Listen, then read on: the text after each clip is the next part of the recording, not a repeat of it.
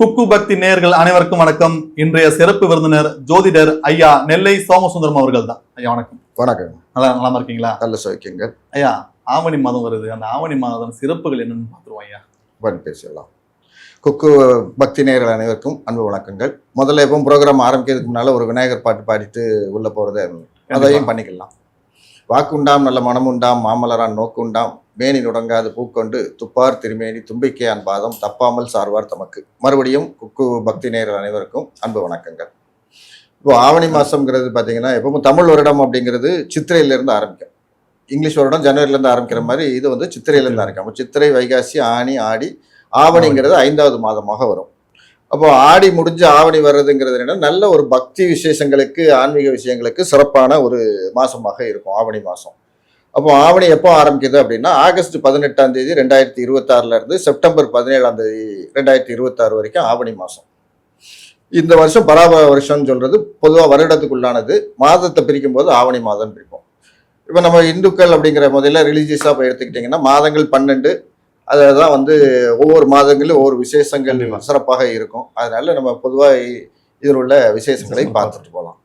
இப்போ பார்த்தீங்கன்னா 21/8/2026 ஆவணி மாதம் 4ஆம் தேதி வந்து வரலட்சுமி நோன்புன்னு ஒரு ஃபங்க்ஷன் ஃபர்ஸ்ட் வரும். வரலட்சுமி நோன்பு என்னென்னா அம்பாளுக்கு, லட்சுமிக்கு, மகாலட்சுமியோட சுபிட்சம் வேணும் அப்படின்னு சொல்லி அதுக்காக எதிர்பார்க்குற விசேஷம். அப்போ அன்னைக்கு என்ன பண்ணுவாங்கன்னா பெண்கள்லாம் வந்து கயிறு மாற்றுவாங்க, தாலி கயிறு மாற்றுவாங்க. அதே மாதிரி வந்து இது பண்ணிக்கிடுவாங்க, கணவனோட ஆயுள் நல்லா இருக்கணும் அப்படின்னு சொல்லுது, செல்வம் நிறையா வரணும் அப்படின்னு மகாலட்சுமிக்காக ஒரு விரதம் இருக்கக்கூடிய ஒரு நாள். அதுக்கப்புறம் பார்த்தீங்கன்னா அந்த மகாலட்சுமி வழிபாடு அப்படிங்கிறதுல அன்னைக்கு ஒரு சின்ன தகவல் என்னென்னா தாமரை பூ அன்னைக்கு பூஜையில் வச்சு வழிபாடு பண்ணுறது ஒரு சிறப்பான விஷயமா இருக்கும். அதுக்கப்புறம் 23/8/2026 ஆவணி 6ஆம் தேதி ஞாயிற்றுக்கிழமை பார்த்தீங்கன்னா மூல நட்சத்திரம் வரும். அது நல்ல ஒரு வாஸ்து செய்வதற்கு, வாஸ்து பூஜை போடுவதற்கு ஒரு சிறப்பான நாள். வாஸ்துக்குண்டான நேரம் அப்படின்னா மாலை 3:18 3:54 வரைக்கும் வாஸ்து பூஜை பண்ணக்கூடிய ஒரு நல்ல நாள்.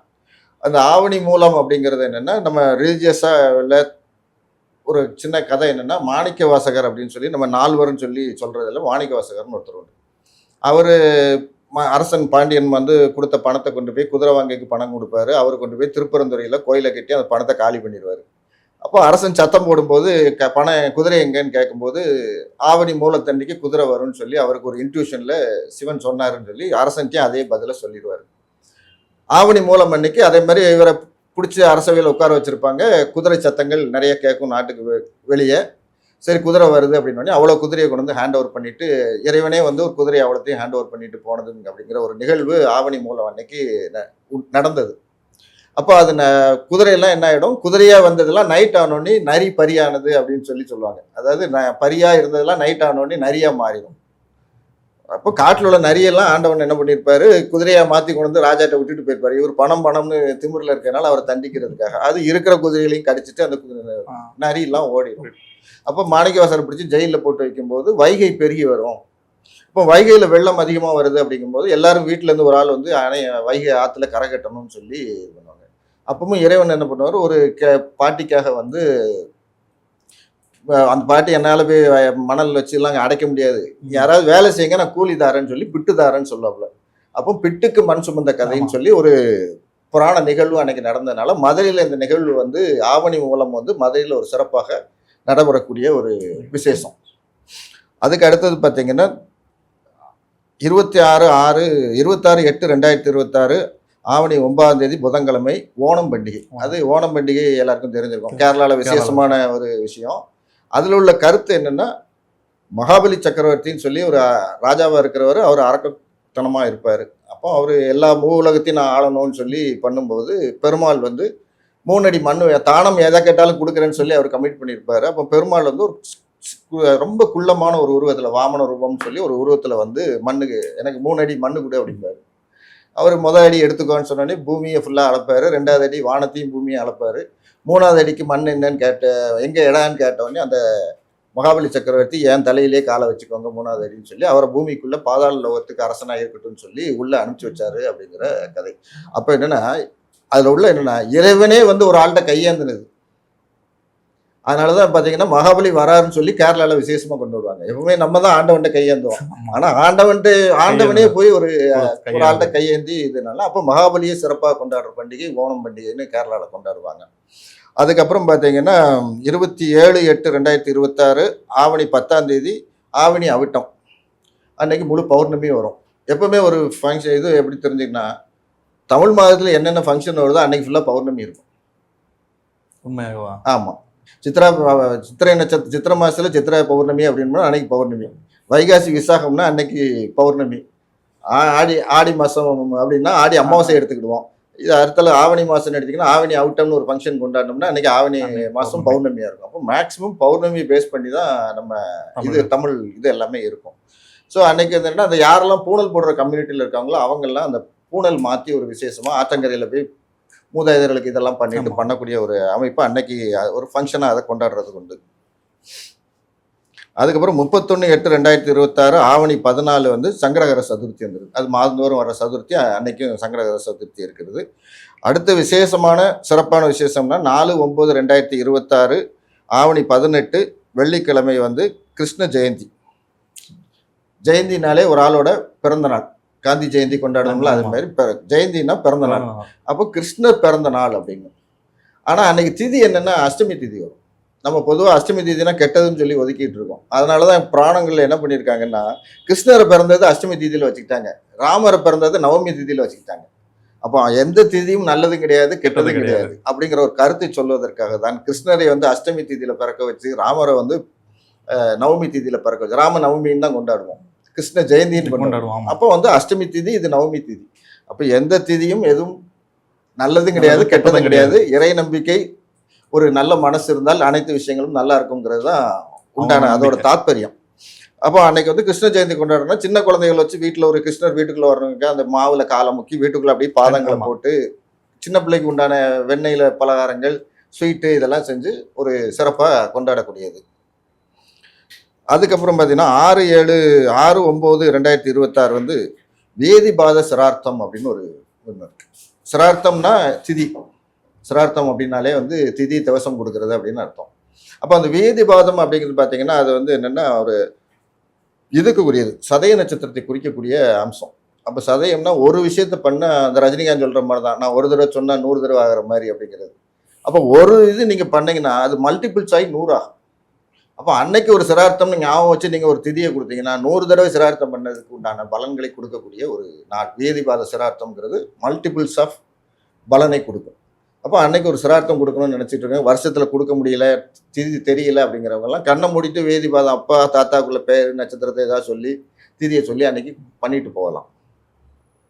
அதுக்கப்புறம் பார்த்தீங்கன்னா உலகம் ஃபுல்லாக கொண்டாடக்கூடிய தமிழ் கடவுளில் ஹீரோவுடைய பிறந்த நாள் ஆவணி விநாயகர் சதுர்த்தி. விசேஷமானது, எல்லா இடத்துலையும் உலகம் ஃபுல்லால் கொண்டாடக்கூடியது.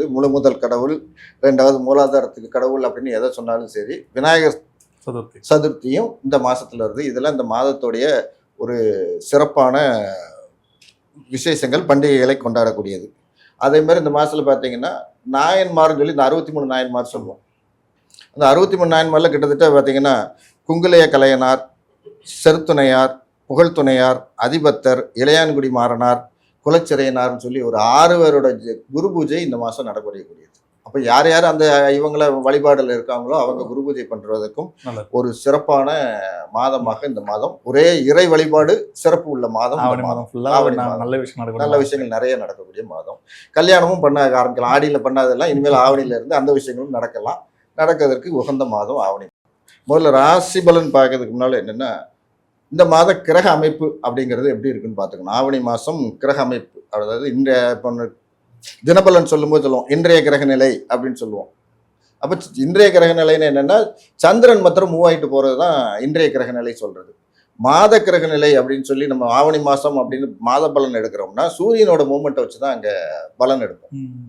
அதுக்கப்புறம் பார்த்தீங்கன்னா வருட பலன் எடுக்கும்போது வருட கிரகங்கள் இருக்கு, குரு, சனி, ராகு, கேது. இது வந்து வருட கிரகங்கள். அப்போ குரு வந்து ஒரு வருஷத்துக்கு ஒரு டிரான்சிட், ஒரு ராசிலேருந்து ஒரு ராசிக்கு போவார். அப்போ 12 ராசி அவர் ஒரு ரவுண்ட் அடிக்க 12 வருஷம். ஓகேயா? ராகு கேது ஒரு ராசிலேருந்து ஒரு ராசிக்கு போகிறதுக்கு 18 மாதம், அதாவது 1.5 வருஷம். ஒரு ராசிக்கு மாறதுக்கு, ஒரு ராசிலேருந்து அடுத்த ராசி போகிறதுக்கு 18 மாதம், அப்போ 1.5 வருஷம். அப்போ அவர் ஒரு சர்க்கிள் சுற்றி முடிக்கிறதுக்கு 18 வருஷம். ஆமா. சனி வந்து ஒரு ராசியிலேருந்து ஒரு ராசி போகிறதுக்கு 2.5 வருஷம் ஆகும். அப்போ 12 ராசி சுற்றி முடிக்கிறதுக்கு 30 வருஷம் ஆகும். அதனால தான் ஒரு பழமொழி என்ன சொல்லுவாங்க, 30 வருடம் வாழ்ந்தவனும் கிடையாது, 30 வருடம் வீழ்ந்தவனும் கிடையாதுன்னு சொல்லுவாங்க. ஏன்னா சனி ஒரு ஃபுல்லாக சுற்றி வரும்போது எல்லா ராசியும் டச் பண்ணிகிட்டே வந்துடுவார். அப்போ ஒரு ராசியில் வரும்போது ஏதாவது ராசியில் பிறந்த ஆளுக்கு அப்சை கொடுத்துருவார். அதுமாதிரி ரொம்ப ஓகோன்னு ஆடிக்கிட்டு இருக்கணும். சனி வந்து எப்பவுமே நீதிமான். அதனால தான் சனி பயிற்சிக்கு எல்லாரும் பயப்படுறது தான். அவருக்கு வந்து தப்பு பண்ணால் பிடிக்காது, பொய் பேசினா பிடிக்காது. சனிங்கிறது யாருன்னா எப்பவுமே பார்த்தீங்கன்னா கீழ் நிலை ஊழியர்களை குறிக்கக்கூடியது. அதாவது கொஞ்சம் அழுக்கான ட்ரெஸ்ஸு, ஒரு சமுதாயத்தை சுத்தப்படுத்தக்கூடிய வேலை செய்கிறவங்க, இவங்க எல்லாம் வந்து சனியோட கேரக்டர்ஸில் வருவாங்க. அவங்கள போய் நீங்கள் டீசிங் பண்ணுறது, அவங்கள இல்ட்ரேட் பண்ணீங்கன்னா காலக்கணக்கன் அப்படின்னு சொல்கிறது சனி. அவர் நோட் பண்ணி வச்சுக்கிட்டு வச்சு செய்வார். அப்போ என்னென்னா சனிக்கு எல்லாரும் பயப்படுறாங்க. அப்போ என்ன பண்ணணும், எல்லாரையும் சக மனிதரை மனிதராக மதிக்கணும், ஜாதி வேறுபாடு இல்லாமல் ஒரு கம்யூனிட்டி சொல்லி ஒரு ஆளை கீழ்த்தரமாக பேசுறது இல்லாமல் இருக்கணும். அப்படிங்கிறது தான் சனியோட எந்த வேற்றுமை இல்லாமல் மனிதனாக பார்க்கணும். அப்போ அவரோட சுத்து வந்து 30 வருஷம், 2.5 வருஷம் ஒரு ராசிக்கு, 12 ராசி எங்களை சுற்றி வரும்போது அவருக்கு 30 வருஷம். இது வருட பலன் பேசுறது. மாத பலன் பேசும்போது என்ன, சூரியன் வந்து ஒரு ராசியில் ஒரு மாதம் இருப்பார், 30 நாள். அடுத்த ராசிக்கு 30 நாள் கழிச்சு மாறிடுறாரு. 30, 31 அப்படின்னு அது இருக்கும். ஆடி மாதம் மாத்திரம் சில சமயம் பார்த்தீங்கன்னா 32 நாள் இருக்கும். ஸோ நார்மலாக எடுத்த 30 டேஸ், ஒரு 30 டேஸ் மூமெண்ட்டு சூரியனோட மூமெண்ட். அப்போ மாத பலன்களை நம்ம பேசும்போது என்னென்னா, அந்த வருட கிரகங்களை பற்றி பெருசாக பேசுனா கன்ஃபியூஸ் ஆகும். அப்போ இந்த மாதம் பலன் கொடுக்கக்கூடிய ஆள் யாருன்னா சூரியன். தினபலன் பேசும்போது சந்திரன் ஒரு ராசியில 2.5 நாள் இருப்பாரு, அடுத்த ராசி மாறுவார். அப்போ சந்திரன் மூலம் அன்னைக்கு என்ன பலன் கிடைக்குதுன்னு பேசுறது தான் தினபலன். நான் சொல்றது புரியுதா? அது வருட பலன், மாத பலன், தினபலன். அப்போ தினபலன்ல வந்து சந்திரனை மெயினா எடுத்து நம்ம பேசுவோம். ராசி மாத பலன்ல சூரியனை மெயினா எடுத்து பேசுவோம். அப்போ இந்த சூரியன் இந்த ராசிக்கு வர்றதுனால என்னென்ன பெனிஃபிட் கிடைக்கும் அதை எடுத்துக்கிட்டா அது விஷயங்கள் எல்லாருக்குமே இருக்கும். ரெண்டாவது இன்னொன்று என்னன்னா, ராசி பலன்கிறது இப்போ அது ஓப்பனாகவே சொல்லிடுறேன். ராசி பலன்கிறதுலாம் ஒரு ஜஸ்ட் இந்த ராசிக்கு நல்லதா கெட்டதா அப்படிங்கிறது எதா இருந்தாலும் அவர்களுடைய சுய ஜாதகம்தான் வேலை செய்யும். சுய ஜாதகத்திலையும் தசாபுத்தியோட கணிதம் தான் அங்கே பெருசா ஆக்டிவேஷன் இருக்கும். நம்ம வந்து ஜாதகத்தையும் சொன்னாதான் நம்ம நீங்க சொல்றபடி 100% வரும்னு சொல்றோம், ஓரளவு பலன் எடுக்க முடியும். ஏன்னா ஒரே நாள்ல ஒரு ஹாஸ்பிட்டல் எத்தனை குழந்தை பிறக்குது, எல்லா குழந்தையும் ஒரே மாதிரி வாழுதான், அதே ராசி தான் இருக்கும், அதே நட்சத்திரம் தான் இருக்கும். ஒரு ரிக்ஷா வீட்டுல பிறந்த பிள்ளையும் இருக்கும், ஒரு பெரிய கம்பெனி வச்சிருக்க ஒரு குழந்தையும் பிறந்திருக்கும். ரெண்டோட லைஃபும் ஒரே மாதிரி இருக்கா? இல்ல. அப்போ அந்த லைஃப் வித்தியாசங்கள் ஏன் வருது? அதே ராசி தான், அதே நட்சத்திரம் தான், அதே டேட் ஆஃப் பர்த் தான், டைமும் அதே தான். அப்படி இருந்து ஏன் மாறுது? அப்போ நமக்கெல்லாம் தெரியாத ஒரு விஷயம் அங்கே வந்து இன்ட்ராக்ஷன் இருக்குது. ஜாதக கட்டத்தில் பெனிட்ரேஷன் இருக்கு. அப்போ அவங்களுக்கு தசாபுத்தியும் பார்த்தீங்கன்னாலும் ஒரே மாதிரி தான் இருக்கும். தசாபுத்தியும் மேக்ஸிமம் கிட்டத்தட்ட இந்த தசான அந்த தசால தான் ஓடிட்டு இருக்க போகுது. ஆனாலும் லைஃப் ஸ்டைல் ஏன் வித்தியாசம் வருது? அப்பதான் ஜோதிடத்துல என்ன சொல்றோம்னா 5, 9ன்னு எடுப்போம். பிறந்த நேரம்ங்கிறது லக்னம் 1ஆம் இடம், 5ங்கிறது அவர்களோட பூர்வ புண்ணியம், 9ஆம் இடம்ங்கிறது அவர்களோட பாக்கியம். அப்போ 5ங்கிறது நீங்க செஞ்சுட்டு வந்த புண்ணியம், 9ங்கிறது உங்க தந்தை வழியில வரக்கூடிய புண்ணியம். அப்போ இது எல்லாமே ஒரு ஜாதகத்துல ஜாதக கட்டம்னு சொல்றதுக்கு கீழே இது எல்லாமே ஒரு பேஸ்மெண்டா இருக்கும். அது ஜாதகத்தில் பெனிட்ரேட் ஆகும். அது இருக்கும். இந்த டேட்ல பிறகுறவன் அவன் ஏன் பணக்கார வீட்டுல பிறகுறான், இவன் ஏழை வீட்டுல பிறகுறான். ஒரே நாள்ல ஒரே நேரத்துல பிறகுறாங்க, ஆனா வெவ்வேறு வாழ்க்கை முறை, படிப்பு வேற, அந்தஸ்து வேற, எல்லாம் மாறுது. அப்போ என்ன விஷயம் அங்க நடக்குது? அவங்க செஞ்சுட்டு வந்த பலன்களை அனுபவிக்க போறார்கள். அப்போ கர்ம வினையை தீர்ப்பதற்கு தான் நம்ம எல்லாரும் பிறவி எடுத்திருக்கோம். இதை புரிஞ்சுக்கிட்டா அந்த ராசி பலனை வச்சுட்டு ரொம்ப எல்லாம் மண்டை காய்ச்சிக்கிட்டு இருக்க வேண்டாம். நம்மளுக்கு ஒரு நம்பிக்கையாக நம்ம பார்க்கணும். ஆனா நம்மளோட இதுக்கு என்ன நடக்கும் அவங்க தெரியணும்னா தெரிஞ்சுக்கணுங்கிறதுக்காக. அப்படின்னா ஜாதக கட்டத்தை பார்த்தாதான் அந்த விஷயங்கள் கிளியர் ஆகுமே தவிர ராசி பலன்ல வந்து ஒரு 30% இப்படிலாம் ராசி பலன்ல ஒரு தோராயமா நீங்க சொல்ல வேண்டீங்க. சரி. ஏன்னா இந்தியாவோட ஜனத்துக்கு இன்னைக்கு 140 கோடி கண்டிப்பா இருக்கிறது 12 ராசி. அப்போ ஒரு ராசிக்கு 10 கோடிக்கு மேல இருக்கிறாங்க. 10 கோடி பேருக்கு மேச ராசிக்குன்னா பலன் ஒத்துக்கிடுமா? இல்ல. எனக்கு ஃபோன்லாம் வரும், ராசி பலன் நான் பேசிக்கிட்டு இருக்கிறேன் வேற சேனல்ல, அதில் ஃபோன் பண்ணாங்க, சார் மேசராசிக்கு நல்லா இருக்கு, நீங்க கஷ்டப்பட்டுட்டு இருக்கேன் சார். பிறப்பு ஜாதகம் தான் பேசணும் எவ்வளவு தடவை சேனல்ல சொன்னாலும் ஃபோன் இப்படியே தான் பண்ணிட்டு இருக்காங்க. இன்னும் அந்த ஒரு அறியாமையை விட்டு வெளியே வர மாட்டாங்க. அப்போ பிறப்பு ஜாதகம் நடக்கிற தசாபுத்தி இதுதான் ஆக்டிவேஷன் ஆகும். ரெண்டாவது ஃபேமிலி ஸ்டேட்டஸ் ஒன்று இருக்கு. ஒரு சாதாரண வீட்டில் இருந்துட்டு நான் அம்பானி மாதிரி வாழ முடியலையே, அதானி மாதிரி வாழ முடியலன்னு சொல்லி என்ன பண்ண முடியும்? கண்டிப்பா. அந்த பூர்வ புண்ணியம் அந்த ஜாதகத்தில் பலமாக இருக்கும். அவங்க செஞ்சுட்டு வந்த புண்ணியம், அவங்க பெற்றோர்கள் அவங்க என்ன செஞ்சாங்க அதுதான் ஜாதகத்தில் சேரும் அப்படின்ற விஷயம். இது மெயின். இப்போ மேசராசிக்கு உண்டான பலனை நம்ம சூரியனை மெயினா எடுத்து தான் பேசுவோம்.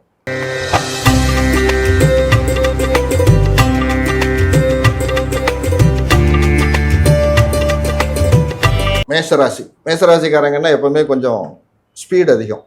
ஒரு விஷயத்த அவசரப்பட்டு இறங்கிட்டு உடனே எப்படி வெளியே வருதுன்னு தெரியாம மாட்டிக்கூடக்கூடிய இயல்பு உடையவர்கள் நிறையா. மேஷம் பார்ட்ஸ் ஆஃப் பாடியில் தலையை குறிக்கக்கூடியது. அப்போ எப்பவுமே தலைவலி சம்பந்தமான பிரச்சனை, கொஞ்சம் கண்ணாடி போடுறது, இந்த விஷயங்கள்லாம் மேசராசிக்காரர்களுக்கு நிறையா இருக்கும். கோபமும் அதே மாதிரி தலைங்கிறதுனால கோபமும் அதிகமாக இருக்கும். கொஞ்சம் இன்னும் நெகட்டிவாக சொன்னால் கொஞ்சம் தலக்கணமும் அதிகமாக இருக்கும். ஓகேயா, அது மேசத்துக்கு உண்டான இயல்பு. இந்த மாதம் மேசராசிக்குடைய அதிபதி அப்படின்னு எடுத்தீங்கன்னா செவ்வாய் வந்து 3ஆம் இடத்துல இருக்காரு ராசிக்கு. அப்புறம் அந்த ராசிக்கு வந்து 5ஆம் இடத்துக்குரிய அதிபதி 5ஆம் இடத்துக்கே வராரு. அது மேசராசிக்கு ஒரு சிறப்பான அம்சம். 3ஆம் இடத்துக்கு ராசியாதிபதிங்கிறது செவ்வாய் 3ஆம் இடத்துல மிதுன ராசிக்கு வந்து இருக்கிறது என்னன்னா, 3ஆம் இடம் முயற்சியை குறிக்கும். 2வது தைரிய வீரியம் அப்படின்னு சொல்லக்கூடிய அமைப்பை குறிக்கக்கூடியது. அப்போ தைரிய வீரியம்னா என்ன, இளைய சகோதரங்கள் மச்சான் இவங்கெல்லாம் இருந்தாங்கன்னா முயற்சி பண்றதுல அதிகமான ஒரு ஈடுபாடோட இருக்கக்கூடிய மாதம். சோம்பியெல்லாம் உட்காந்துட்டு இருக்க மாட்டாங்க. இந்த மாதம் என்ன சொல்லுது, வேலைன்னா வெள்ளைக்காரனா இருப்பாங்கிற மாதிரி ரொம்ப சுறுசுறுப்பா இருக்கக்கூடியவர்கள் மேசராசிகள். இயல்பாவே சுறுசுறுப்பானவங்க. இந்த மாசம் முயற்சிங்கிற 3ஆம் இடத்துல இருக்கனால எல்லா விஷயத்திலும் உடனே இந்த மாசம் ஃபுல்லாவே அவங்களோட ராசியாதிபதி 3ஆம் இடத்துல தான் இருக்குது. அப்போ பயங்கர ஸ்பீடா இருப்பாங்க. எந்த விஷயத்திலும் சோம்பலே இருக்காது. முயற்சி பண்ணிக்கிட்டே இருப்பாங்க. வெற்றியோ தோல்வியோ ஆனா அந்த முயற்சி அந்த வெற்றியா தோல்வியாங்கிறது முடிவு பண்ணக்கூடிய சூரியன் இந்த மாசம் அவங்களுக்கு 5ஆம் இடத்து அதிபதி 5லே வர்றது பெரிய பிளஸ். பூர்வ புண்ணிய ஸ்தானாதிபதி பூர்வ புண்ணிய ஸ்தானத்துக்கே வர்றாரு. அப்போ என்னன்னா அவனுக்கு அது ஒரு பெரிய ப்ளஸ். அப்போ இவங்களோட பூர்வ புண்ணியம் ஆக்டிவேஷன் இந்த மாசத்துல எப்படி இருக்குன்னு கேட்டால் நல்ல பலமாகவே இருக்கும். அது மாதிரி 4ஆம் இடத்துல வந்து குரு வந்து இருக்கிறது, உச்ச குருவாக இருக்கிறது மேசராசிக்காரங்களுக்கு ஒரு நல்ல விஷயம். 3ஆம் இடத்துக்குரிய புதன் 4ஆம் இடத்துக்கு வராரு. அப்போ என்னன்னா மனை சம்பந்தமானது, ஒரு இடம் வாங்கணும், ஒரு வண்டி வாங்கணுங்கிற விஷயம்லாம் மேசராசிக்காரர்கள் இந்த மாதம் கண்டிப்பாக பண்ணுவாங்க. அது யாராக இருந்தாலும் சரி, அவங்க தகுதிக்கு ஏற்ற மாதிரி ஒரு 2 வீலர்லேருந்து ஒரு பென்ஸ் கார் வரைக்கும் வாங்குறதுல கண்டிப்பாக வாங்கக்கூடிய அமைப்பை அவர்களுக்கு கொடுக்கும். வாகனம் அப்படிங்கிற ஸ்தானத்துல குரு இருக்காரு. 3ஆம் இடத்து அதிபதி முயற்சி அதிபதி 4ஆம் இடத்துக்கு வராரு. அதனால கண்டிப்பா பாத்தீங்கன்னா அவங்க இந்த தடவை வீடு மனை வாகனங்கள் அப்படிங்கிறதெல்லாம் நல்லாவே இருக்கும். தாயாருடன் உடல்நிலை, தாயாருடன் ரிலேஷன்ஷிப்பு, இதெல்லாம் இந்த மாசம் வந்து இவர்களுக்கு சிறப்பாகவே இருக்கும். என்னன்னா கொஞ்சம் பணப்புழக்கம் வந்து அவங்களுக்கு கொஞ்சம் கஷ்டமா இருக்கும். எதுவும் கையில் அவ்வளோ கேஷ் வச்சிருக்க முடியாது. ஏன்னா சுக்கிரன் வந்து 6ஆம் இடத்து அதிபதி 7ஆம் இடத்து அதிபதி 6ல் வந்து இருக்கிறாங்க. ஏன்னா 6ஆம் இடத்துல சுக்கிரன் நீசம். அப்போ என்னன்னா கேஷ் ஃப்ளோ அப்படின்னு இருக்கும். அப்போ கடன் வாங்கணும் அப்படிங்கிற ஒரு அமைப்பை அவர்களுக்கு கொடுப்பதற்கு வாய்ப்புகள் நிறைய உண்டு. அது கொஞ்சம் இந்த மாசத்துல கடைசியில் தள்ளி வாங்கினாங்கன்னா 1ஆம் தேதிக்கு மேலே வாங்கினாங்கன்னா காசு கையில் வந்துடும். அதுக்கு முன்னால வாங்கினா கொஞ்சம் கடன் வாங்கி வாங்கணும். 1ஆம் தேதிக்கு மேலேன்னா மனைவி வழியிலே இதுலேயே இவர்களுக்கு பண வரவு விஷயங்கள்லாம் இருக்கும். அது மாதிரி மனைவியோட உடல்நிலைங்கிறதெல்லாம் அந்த 1ஆம் தேதி வரைக்கும் கொஞ்சம் வைத்திய செலவுகள் இதெல்லாம் இருக்கிறதுக்கு வாய்ப்பு உண்டு. கணவன் மனைவி, அதாவது ஆண் எடுத்துட்டிங்கன்னா மனைவி, பெண்ணுன்னு மேசராசி பெண்ணுன்னு எடுத்துக்கிட்டிங்கன்னா ஆண். அப்போ பேர்ஸுக்கு வந்து ஒரு மெடிக்கல் எக்ஸ்பென்சஸ் இந்த மாதம் உண்டானா அவர்கள் சம்பந்தமாக ஒரு வைத்திய செலவு, ஒரு எக்ஸ்பென்சஸ் உண்டு. 1ஆம் தேதிக்கு மேலே 1-9 நான் சொல்றது. அதுக்கு மேலே என்ன, சுக்கிரன் தன் வீட்டுக்கே பலமாக வந்துடுறதுனால என்னென்னா அப்போ கடன் வாங்க வேண்டியதில் கணவன் மனைவி இந்த பேர் மூலம் என்னென்னா ஒரு உதவி கிடைக்கும். இப்போ ஒரு ஹஸ்பண்டு ஒரு வண்டி வாங்குறாங்கன்னா மனைவி ஒரு லோனை போட்டு கொடுத்து வாங்குங்க. அப்போ அவங்க லோன் 30ஆம் தேதியோட முடிஞ்சிடும். 1ஆம் தேதி புது லோன் போடுறதுக்கு எலிஜிபிள் இருக்கும், போட்டு வாங்கிடுவாங்க. அது மாதிரி மனைவி ஒன்று கேட்காங்கன்னா கணவர் அதே மாதிரி ஹெல்ப் பண்ணுவார். அப்போ 1ஆம் தேதிக்கு மேலே இவங்களுக்கு வீடு மனை வாங்குறதுக்கு யோகங்கள் உண்டானா கண்டிப்பாக உண்டு. அது மாதிரி 10-11 கூடியவர் 12ஆம் இடத்துல இருக்கார். 10-12ங்கிறது பார்த்தீங்கன்னா தொழில் லாபம் அப்படிங்கிறவர் கொஞ்சம் விரயத்தில் இருக்காரு. நல்ல அது வக்கரகதியில் இருக்கனால மேஷத்துக்கு ஓகே. வக்கரம் இல்லாமல் இருந்தால் தொழிலில் கொஞ்சம் சிரமத்தை சந்திப்பார்கள், இல்லைன்னா லாபம் குறையும் அப்படிங்கிறது. அது வக்கரத்தில் இருக்கனால ஓகே, மறைமுகமான வருமானங்கள் வரும் அப்படிங்கிறது. அப்போ சூரியன் தன் வீட்டிலே பலமாக இருப்பதால் இந்த மாதம் மேசராசிக்காரர்களுக்கு ஒரு சிறப்பான மாதமா இருக்கும். அவர்களுக்கு கொடுக்கக்கூடிய மதிப்பெண்கள் இந்த மாதம் பார்த்தீங்கன்னா ஒரு 55லேருந்து 60 மதிப்பெண்கள் வரைக்கும் தாராளமாக கொடுக்கலாம். 100க்கு 60 மதிப்பெண் கொடுக்கலாம். இப்போ இவங்களோட திருமணம் ஆகாதவர்களுக்கு இந்த மேஷம் ராசியில இந்த மாதம் திருமணம் ஆகணும்னு வாய்ப்புகள் இருக்கா? திருமணம் தான் சொன்னல, இப்போதைக்கு 6ஆம் இடத்துல சுக்கிரன் இருக்குது. எப்பவுமே ஆண் ஜாதகம்னு எடுத்துட்டிங்கன்னா சுக்கிரனை பார்க்கணும் பெண்ணுக்கு. அப்போ அது 6ஆம் இடத்துலேருந்து 7ஆம் இடத்துக்கு 1ஆம் தேதிக்கு மேலே தான் வருது. அப்போ இந்த மாதம் கடைசியில், அதாவது யோகம் இருக்கு. ஆனால் இந்த மாதம் கண்டிப்பாக பார்க்கணும். அப்போ 7ஆம் இட ராசியை வந்து சுக்கிரன் பார்க்கறதுக்கு 7ஆம் இடத்துக்கு வரும்போது பார்க்கலாம். பட் அது வயதுக்கு ஏற்ற மாதிரி மாறும். இந்த மாதம் மேக்சிமம் வயது யங்கர் வயசுல இருக்கவங்களுக்குலாம் காதல், அந்த ஏஜ்ல இருக்கவங்களுக்குலாம் காதல் வருமானா கண்டிப்பாக வரும். காதல் கைகூடுமானா கண்டிப்பாக கைகூடும்.